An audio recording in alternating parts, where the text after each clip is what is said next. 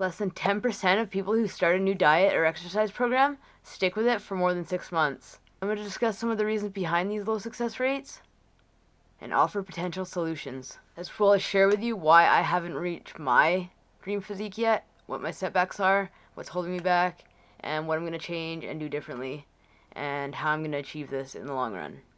The main reasons why most people can't reach their dream physique is mindset, behavior, environmental factors, and physical factors. For me, it was emotional eating and lack of consistency, such as with my workouts, meal planning, and sleep. Things I plan to start doing different is put more effort into the planning, as well as start learning how to habit stack better. And as far as my emotional eating, I want to identify my emotional triggers, be more mindful, and just learn how to do healthy coping mechanisms. I encourage you guys to hit that bell notification and subscribe to my channel if you're new.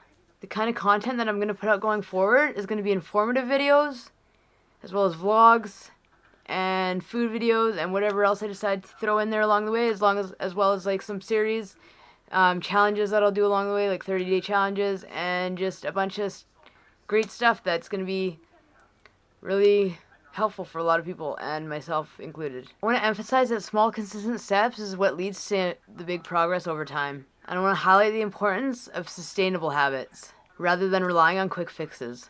And I definitely want to encourage you guys to focus on progress and not perfection. Right now, I'm going to go ahead and challenge every single one of you to commit to just 1 week of consistent eating and workouts. Healthy eating and workouts. Personally, for me, my story goes like this. My whole teenage and young adulthood until I was 21 years old, I was about 130 to 140 pounds. And I was always sitting at a pretty low body weight, and I was happy there.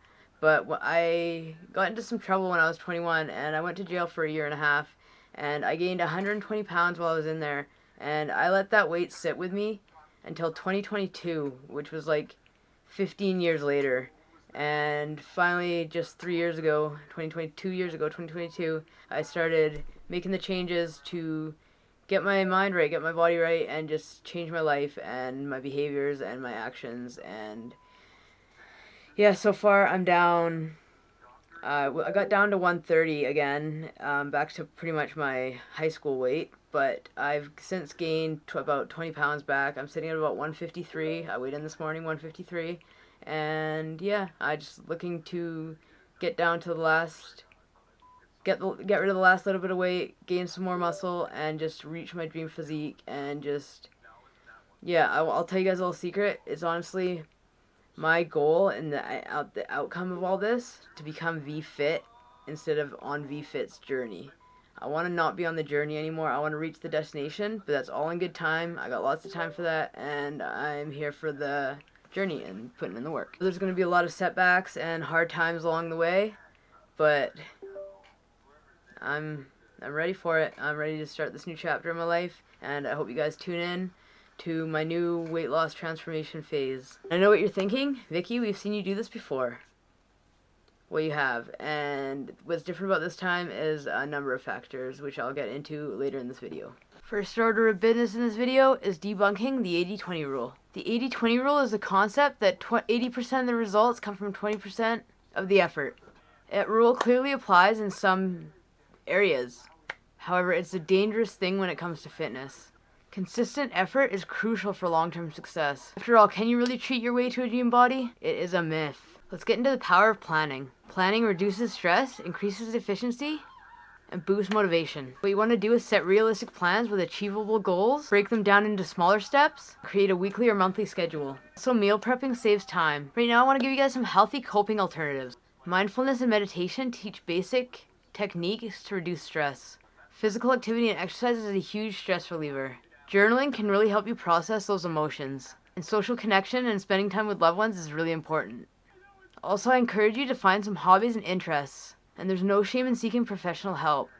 Therapy or counseling can really do wonders in times of... Emotional eating is a common challenge, but it's not the only solution. Healthy coping mechanisms take practice, but the rewards are worth it. And self-compassion is essential in the process for change. I got another challenge for you guys. I challenge you to try one new healthy coping mechanism, if I could say that word properly, each week. Things I've listed are all things I'm going to try going forward myself. Habit stacking is a simple yet powerful technique To incorporate new habits in your daily life. It involves linking a new habit to an existing one, creating a chain reaction that makes it easier to stick to your goals. Identify an existing habit, something that you already do, like brushing your teeth, making a coffee, or checking your phone. Choose a new habit and select a behavior you want to develop, such as meditating, stretching, or drinking water. Now what you want to do is stack those habits.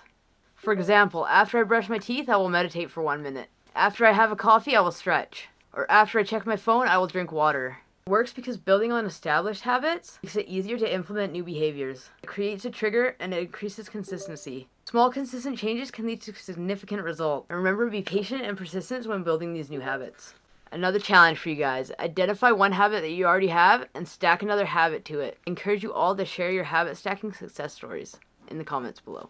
The biggest problem for me that I suffer from is my lack of consistency. I do good for a while, but I always end up falling off or just missing days in between, and then it just becomes 1 day becomes 2 days, becomes 3 days, and before you know it's been a week that I haven't been sticking to my goals and my habits. Some common reasons for the lack of consistency is setting unrealistic goals, poor planning, lack of motivation, procrastination, fear of failure, and life's interruptions. But you can overcome it. Some things I'm going to work on, and I suggest you guys do too, is setting realistic goals, a routine, finding my own motivation. I gotta build accountability for myself, practice self-compassion, and celebrate the small wins.